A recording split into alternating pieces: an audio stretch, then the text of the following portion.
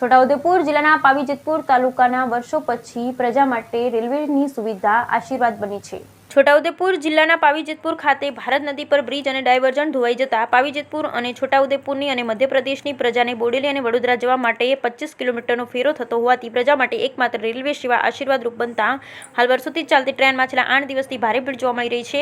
જ્યારે રેલવેમાં આવક પણ વધી છે। છોટાઉદેપુર વડોદરાના રેલવેના રૂટમાં રેલવે વર્ષોથી ખોટ કરતી હતી, પરંતુ પાવીજેતપુરના ભારત નદી પરના બ્રિજ અને ડાયવર્ઝન ધોવાતા રેલવે ટ્રેન દ્વારા લોકો અવર જવર કરતા માટેનું મુખ્ય સાધન રેલવે બન્યું છે। જ્યારે લોકોના જણાવ્યા મુજબ રેલવે બ્રિજના પાયા ખુલ્લા થયા છે, પરંતુ રેલવે ચલાવવામાં આવે છે, જેનાથી દવાખાને જવા માટે અને વડોદરા જવા માટે ઘણી રાહત મળી રહી છે। Bureau report Rehan Patel, Chhota Udaipur. પાવીજેતપુર ને આજુબાજુની જનતાને સિહોદનો પુલ તૂટી ગયા પછી એટલી બધી તકલીફ પડે છે કે જેનો કોઈ હિસાબ નથી।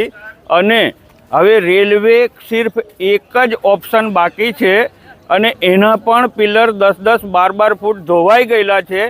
અગર જો રેલવે બંધ થઈ ગઈ તો પાવીજેતપુર ને આજુબાજુના લોકોને આમ કલારાણી ફરીને જાય તો 30-35 કિલોમીટર ફરીને જવું પડે અને આમ ગુટિયા ગંભીરપુરા થઈને જાય તો 40 કિલોમીટર ફરીને જવું પડે। આવી કન્ડિશનમાં કોઈ ઇમરજન્સી પોઝિશન આવી જાય દવાખાનાની તો માણસ શું કરશે, કેવી રીતે પહોંચશે ત્યાં? સસ્તા મોંઘાનો કોઈ સવાલ નથી, સવાલ છે સમયનો। સમય સિર્ફ સમય બચાવવાનો છે। આમાં કોઈ સસ્તા મોંઘાનો કોઈ સવાલ નથી। અગર જો રેલવે બી બંધ થઈ ગઈ તો કોઈ ઓપ્શન જ નથી અહીંયાથી જવાનું। મારું નામ અબ્દુલ કાદર જમાલભાઈ ખત્રી, પાવી।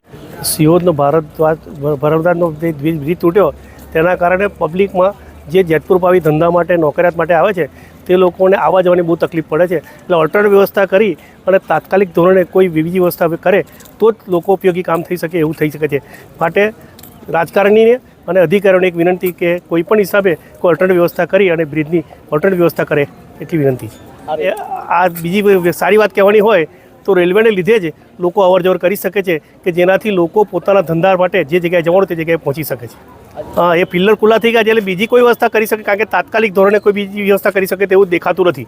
એટલે તાત્કાલિક ધોરણે એક વ્યવસ્થા એવી કરવી પડે કે લોકો પોતાની રીતે સારી રીતે હવે વ્યવસ્થિત રીતે પોતાના ધંધા માટે નોકરી માટે પોતાના સ્થળ પર જઈ શકે। યોગેશ વિસા।